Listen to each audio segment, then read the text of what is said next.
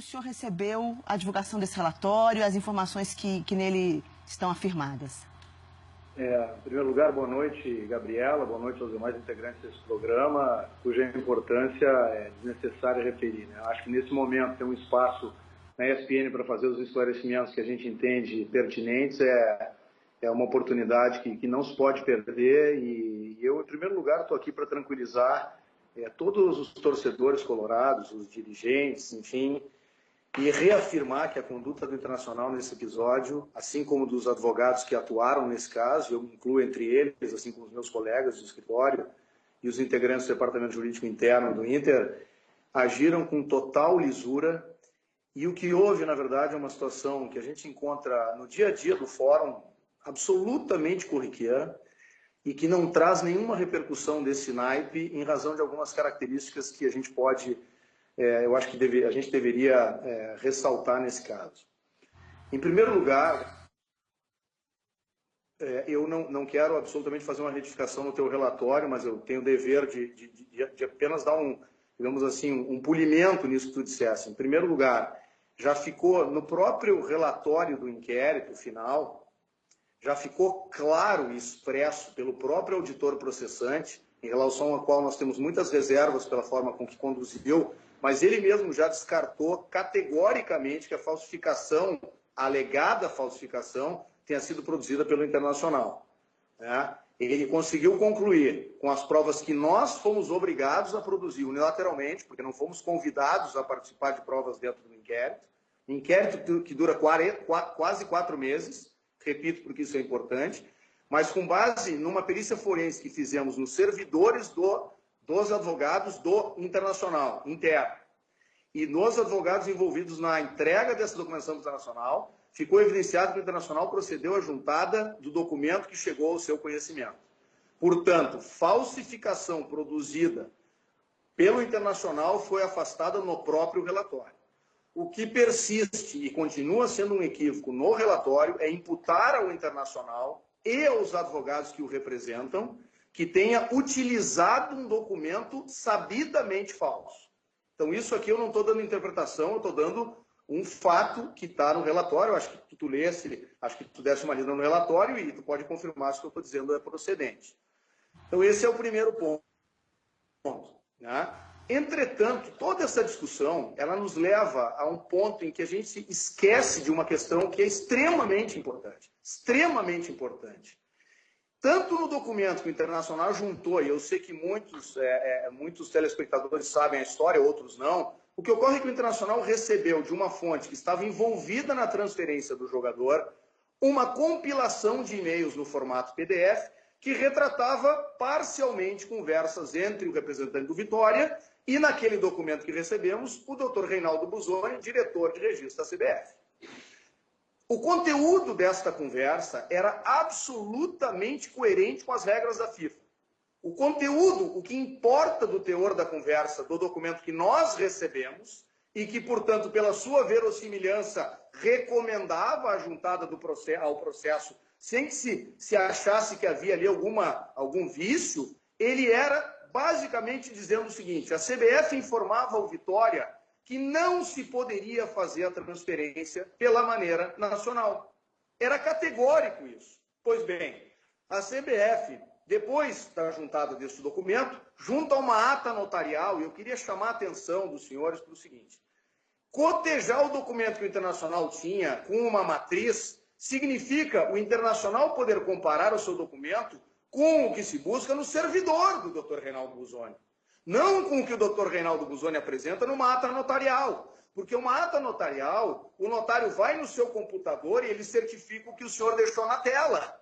Eu não estou querendo de maneira nenhuma sugerir que tenha sido alterado ou não, eu só estou dizendo que a prova, ninguém pode pretender que eu tome como matriz para comparar com o documento que o Inter recebeu uma ata notarial feita unilateralmente. O correto é ir lá no servidor da CBF e olhar se há uma coincidência ou não de documentação. Mas eu queria ir só um pouquinho mais adiante. Efetivamente, vamos admitir que haja incongruência entre o que o Inter tinha e o que tem no servidor. Porque entre o que o Inter tinha e o que veio na ata, efetivamente existem incongruências.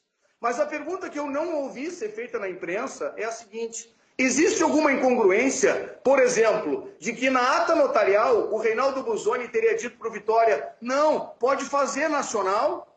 Não, não há nenhuma incoerência. Tanto no nosso documento quanto na ata notarial, que serve de base para a alegação de falsidade, nos dois documentos o senhor Reinaldo Buzzoni diz para o Vitória categoricamente, não pode fazer a transferência de maneira nacional. Mas eu vou um pouco mais adiante e vou providenciar, quando acabar o programa, que os senhores recebam a manifestação da CBF lá na Suíça. Lá, a confissão de que efetivamente a primeira orientação técnica da CBF era de que não podia ser feita nacional. Eu vou entregar esse documento para a ESPN agora, em 30 minutos.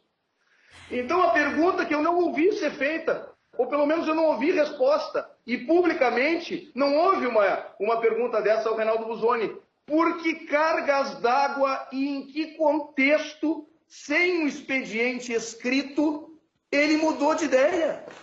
Por que alguém que categoricamente diz para o Vitória não pode ser feito? A única maneira de se fazer isso é fazendo um procedimento chamado um pedido de validation exception, uma exceção de validação que tem que ser feita pela FIFA.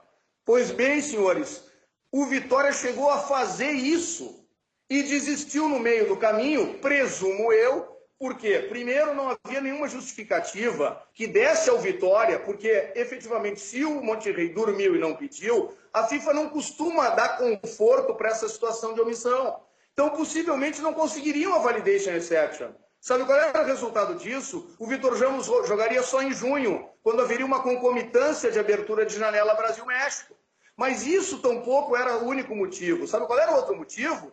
É que, fazendo o nacional, o Vitória burlava o limite de transferências temporal do Campeonato Baiano. Então, enquanto os outros clubes baianos jogaram com jogadores vindos do exterior, eventualmente, dentro do prazo, o Vitória fez nacional que não tinha o mesmo prazo. Então, eu acho estranho quando alguém quer colorir de boa fé esse comportamento do Vitória. E acho mais estranho que nessa discussão toda não se faça um escrutínio desta mudança de comportamento da CBF, que eu digo para os senhores, no processo da FIFA, no processo do Tribunal Arbitral do Esporte, melhor dizendo, a CBF deixa entender que não houve um procedimento de retificação daquela primeira opinião. Olha, o Departamento de Registro submeteu ao jurídico uma consulta, pediu autorização da FIFA e chegou à conclusão, numa segunda análise, de que pode ser feito dessa forma. Não tem nada disso. É de uma informalidade que eu não sei qual foi a motivação para essa mudança do Reinaldo Buzzoni. Agora, eu não vou deixar de enfrentar, porque eu não gosto de fugir de fato. Vamos falar do fato. Existe uma discrepância entre o documento que o Inter recebeu e a ata notarial, que eu não reputo como matriz. Mas, vamos lá, a ata notarial que a CBF juntou, existem pequenas incongruências. E hoje, eu proponho aos senhores, somos todos pessoas que agimos com racionalidade, né? E para mim está difícil nesse momento, porque eu confesso que estou muito irritado com a situação, né? Vivo há 19 anos esportiva, a Gabriela sabe, porque eu já conversamos sobre outras situações, eu já perdi batalhas, mas tem guerra que é muito longa. Eu perdi batalha na Conmebol representando clubes uruguaios, mas hoje tem gente que estava do outro lado está em cana nos Estados Unidos. Então, quer dizer, a gente tem que ter paciência, porque as coisas com o tempo elas mudam. Vai ter muita gente que nesse meio do caminho vai ficando ferido. Esse é o momento da gente ficar ferido, porque a gente não está do lado da instituição. Então eu tenho que me submeter a uma jurisdição. Agora, efetivamente, enfrentando as discrepâncias no texto, existem discrepâncias no texto. Em primeiro lugar, quem tem que responder isso? Francisco Godoy. Quem é? O empresário que atuou na intermediação do negócio. Ele já disse que foi ele que fez essa compilação e retirou elementos, ou alterou pequenos elementos que, primeiro, não alteravam a relevância, que era a mensagem que ele queria passar para o clube mexicano, que era, não dá para fazer como vocês querem fazer, há que se pedir uma validation exception. Por que ele fez isso? E agora nós temos que viajar um pouquinho no tempo. Vem cá, naquele momento havia divergência entre Francisco, intermediário, Monterrey e Vitória e CBF? Não, é como se os senhores da bancada estivessem trabalhando em conjunto para um projeto da ESPN e de repente alguém nessa interlocução e outro corta um pedaço para agilizar a comunicação de um outro. Isso é uma coisa corriqueira de acontecer. Mas o ambiente que eu quero descrever é o seguinte: todos os intervenientes naquela conversa por e-mail buscavam a mesma coisa. A mesma coisa que era buscar uma alternativa para um negócio que foi mal feito, essa é a verdade. Porque se buscou transferir um jogador, quando o vínculo dele não podia estar no Brasil. Então, isso, imagina falar em fraude e imputar uma participação ao Francisco hoje, 1 ano e meio depois dele ter feito essas mudanças nos e-mails, em doutor Daniel, com pessoas que têm a mesma finalidade. Deixa eu te perguntar, agora entendemos aqui a situação, a questão do mérito, a gente até depois pode discutir o que o STJD diz pra gente, a CBF, em relação ao questionamento da transferência em si, que não é o caso do relatório, mas eu entendo e acho que é importante esclarecer essa questão sim e colocar os fatos, como que o Internacional enxerga, acho que é importante a gente discutir um pouco isso. Exatamente, inclusive, por isso que nós fizemos esse contato. Exatamente. Né? Agora, em relação essa é uma questão importante, né, que o senhor coloca, que a base a partir da qual o relatório se fia para poder dizer que aquele era o documento original, ou seja, a ata notarial que o senhor está dizendo que foi feita, não é isso?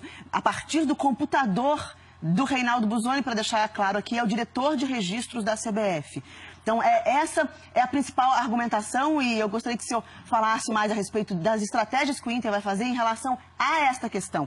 A base, a premissa que o relatório se fia para colocar como um documento verdadeiro, o senhor contesta, o Internacional contesta, é mais ou menos por aí? Não, isso é que eu não posso, digamos assim, eu sei que vocês da imprensa é um processo tão complexo que às vezes um aspecto chama mais atenção e aí eu sei que vocês são obrigados a explorar isso. Eu quero te dizer o seguinte, eu não estou lançando dúvidas sobre a autenticidade do conteúdo da ata notarial. O que eu estou te dizendo é que eu poderia estar fazendo uma ata notarial agora dessa nossa conversa. Tá? Mas eu posso chamar um notário e apresentar ele para um documento e ele não sabe se tem uma série de documentos em volta. Entende? Então, mas independentemente disso, o que é mais relevante eu te dizer é o seguinte. Primeiro, eu não sei, porque nós não recebemos até hoje, tá? Hoje foi resumido em 400 páginas de inquérito, nós ainda não temos acesso. Pode ter algum outro elemento lá que eu não conheço, porque o Internacional não foi convidado efetivamente a participar de nenhuma prova. Eu queria ter inquirido o Busoni. Eu queria ter inquirido o Busoni. Eu queria ter inquirido o Anderson Barros. Por que eu não fui convidado a fazer pergunta para o Busoni e para o Anderson Barros? Agora eu quero ver se nos 3 dias que eu tenho para me defender, porque o inquérito está durando quase 4 meses. Aí eu vou ter 3 dias para me defender numa denúncia. Olha o que nós estamos falando. O inquérito durou 4 meses, eu tenho 3 dias para me defender. Certo? Então, quer dizer, já se vê assim uma falta de simetria absurda. Agora, deixa eu ressaltar 2 coisas para os senhores. Dr. Mauro Marcelo, no parecer dele, ele traz elementos da FIFA. Primeiro, há uma impropriedade barba técnica, em termos técnicos jurídicos, que é querer puxar de um ordenamento estrangeiro quando a gente tem tipicidade específica no Código Brasileiro. Isso é refutado pelo próprio Código da FIFA. Tá? Então a falsidade está no artigo 234 do CBJD. Não há que se buscar lá na FIFA isso. Então isso é uma impropriedade técnica, é um erro técnico, certo? Por que ele faz isso? Porque ele quer alcançar absurdamente os advogados. Que, aliás, nós entramos numa seara que nem na ditadura alguém fez isso. Para os senhores terem uma ideia, eu vou ilustrar com o meu caso específico, que é um pouquinho mais absurdo do que os outros, embora os outros sejam absurdos. Eu estou sendo denunciado porque numa coletiva do Internacional, eu, na condição de advogado internacional, disse que acreditava firmemente na autenticidade dos documentos recebidos pelo Internacional. E esse senhor acha que o STJD tem jurisdição para me julgar. Doutor, o senhor não foi ouvido nem o Internacional, isso é bom a gente esclarecer. Em nenhum momento eu não fui durante... ouvido, não fui chamado a ser ouvido. Mas os outros advogados, Gabriela, os outros advogados, é como vocês pensarem o seguinte, vamos tornar mais fácil isso, porque quando a gente senta na cadeira do outro é mais fácil. Imaginemos que um de vocês receba uma ação de dano moral porque emitiram uma opinião e alguém não gostou. Certo? E aí, num dado momento do processo, o juiz decide que quer ouvir o teu advogado para fazer uma prova contra ti. O doutor Mauro Marcelo acha que isso é possível na justiça desportiva. Não é. Não é. E foi por isso que os advogados não se defenderam. Eu não sei se os senhores sabem, num dado momento, nós impetramos um mandado de garantia para trancar o inquérito. Sabe quem esteve presente lá? Dr. Jarbas Vasconcelos, presidente da Comissão de Prerrogativas da OAB Federal. Não é comum a Comissão de Prerrogativas entrar em qualquer processo. Só quando há um atropelo de tamanha envergadura que a OAB se mobiliza. Dr. Jarbas Vasconcelos foi presidente da OAB do Pará quando matavam um advogado a tiro no Pará. Tem história nessa área. Ficou estarrecido ao ouvir do Dr. Mauro Marcelo que se os advogados não comparecessem seriam multados.